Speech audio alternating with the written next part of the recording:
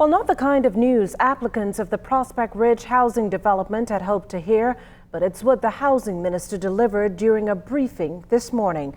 Literally no work was conducted or recorded on the highly anticipated project. With the details, we turn now to our Carla Palmer.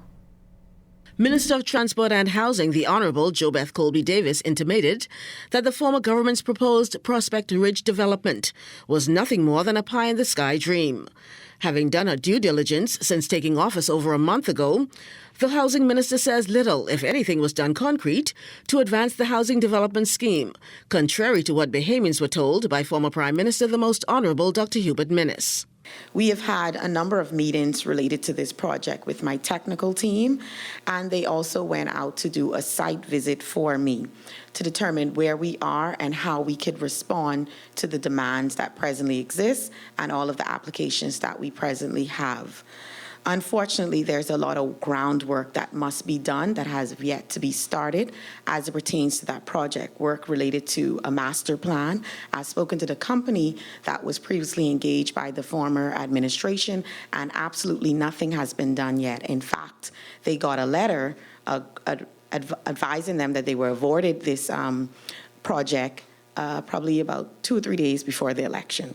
So nothing has been done in terms of creating a master plan to do the work at Prospect Ridge to begin to draw out how it will actually look. What I will say is the fact that you have a billboard that has a photo, but you have no master plan. One wants to know where that photo came from. So did they grab it off of Google? I don't know. But we have no master plan, which will actually provide you with the completed look of the subdivision. And the fact that that doesn't exist means I don't understand where the numbers came from for the land costs and where the pictures came from. In the absence of surveys conducted, Minister Colby-Davis says cost analysis cannot be determined at this time. There's been no feasibility study and no topography study to actually provide us with the lay of the land, what lumps and bumps presently exist, and how we would have to fill it in. And so we are not in a position yet to determine the infrastructural cost. We think it will be great, but that is yet to be determined because we'll get all that information from the feasibility and the topography study. With a lot of groundwork to be done, the housing minister commits herself to getting the process right. My technical team is building itself up so that we can provide the right information to Cabinet and to the Bahamian public so we're able to produce, if we can actually go forward with the project, which we are hoping and we're confident that we'll be able to do this development, but it may not be in the time that originally was provided, because we want to be sure that these studies are completed and we have enough information to determine costs and timing for the Bahamian public. So no actual progress.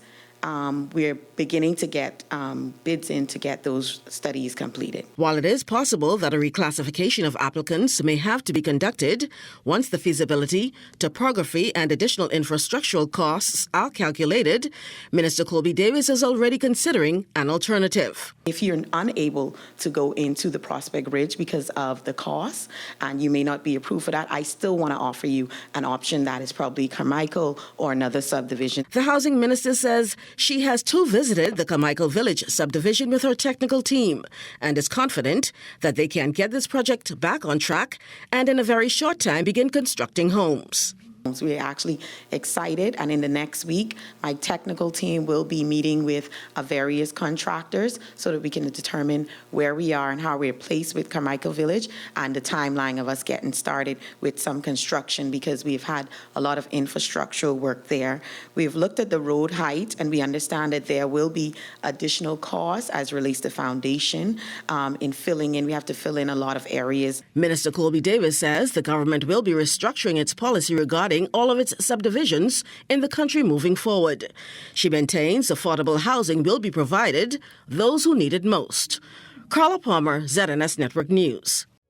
If you missed anything, we've got you covered. Subscribe to our ZNS Network YouTube channel and follow us on our social media platforms, Facebook, Instagram, and Twitter, for breaking news, live event coverage, web exclusives, and much more.